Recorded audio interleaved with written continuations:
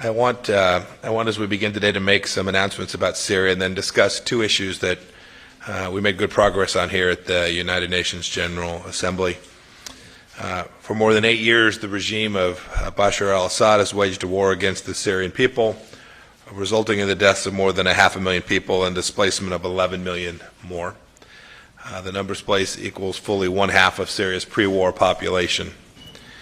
The Assad regime is responsible for innumerable atrocities, some of which rise to the level of war crimes and crimes against humanity. These atrocities include the use of chemical weapons, killings, torture, enforced disappearance, and other inhumane acts. Today I'm announcing that the United States has concluded that the Assad regime used chlorine as a chemical weapon on May 19th in an attack at Latakia province, Syria. This attack was part of the Assad regime's ongoing violent campaign in Idlib, which has killed more than 1,000 innocent Syrians and displaced hundreds of thousands more. It is also the latest instance in a long pattern of Assad's chemical weapons attacks that have killed or wounded thousands of Syrians. Assad has used chemical weapons every year since Syria's accession to the Chemical Weapons Convention in 2013. The United States will not allow these attacks to go unchallenged, nor will we tolerate those who choose to conceal these atrocities. The United States will continue to pressure the insidious Assad regime to end the violence directed at Syrian civilians and to participate in the UN-led political process to implement UN Security Council Resolution 2254. As part of our maximum pressure campaign today, the United States Department of Treasury designated Russian entities for supporting Assad's brutal war machine and facilitating the shipments of jet fuel to Russian military forces in Syria. I'm also announcing today that the State Department will provide an additional $4.5 million to the Organization for the Prohibition of Chemical Weapons to help its investigations of continued chemical weapons use in Syria. And we're keeping other nations informed about our findings at today's Syria small group meeting. I will brief my counterparts on the regime's chemical weapons use. The United States and other small group nations will discuss our shared concerns about the danger the Assad regime poses to the Middle East. We agree on the importance of justice for the victims of Assad's atrocities and accountability for those who are responsible. We agree on the need for a political solution to end the conflict that is in line with UN Security Council Resolution 2254. Finally, the Trump administration never forgets about Americans wrongfully detained or held hostage abroad. Among the more than 100,000 people who have been detained or disappeared in Assad's prisons is American journalist Austin Tice. He has now spent 7 years in captivity. He is just one of a number of American citizens held in Syria, and we call upon the Syrian regime to release them all.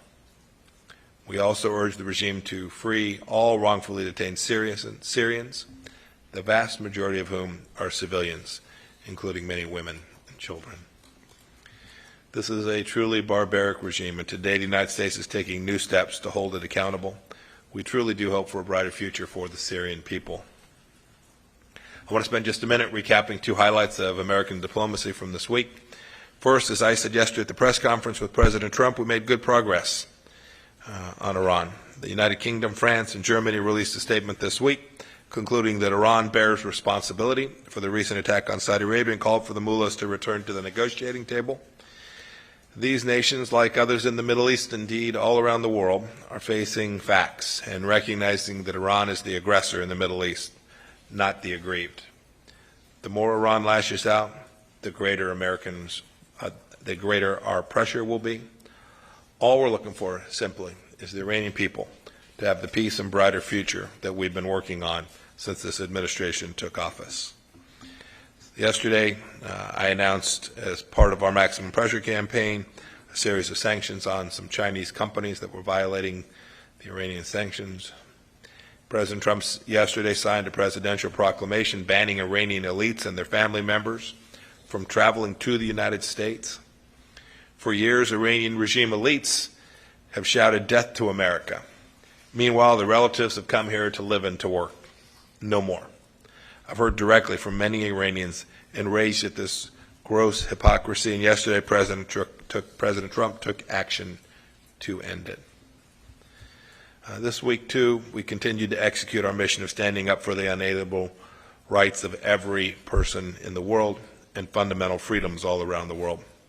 President Trump hosted an international religious freedom event at the United Nations, the first American president to do so. We heard heart-rending accounts of persecution of survivors.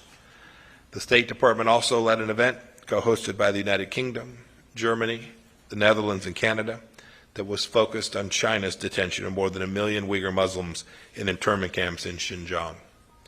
We were pleased that more than 30 countries attended the meeting. We need many more nations, especially Muslim-majority nations, to speak out publicly against one of the worst human rights violations of the 21st century. Thank you, and I'm happy to take a couple of questions.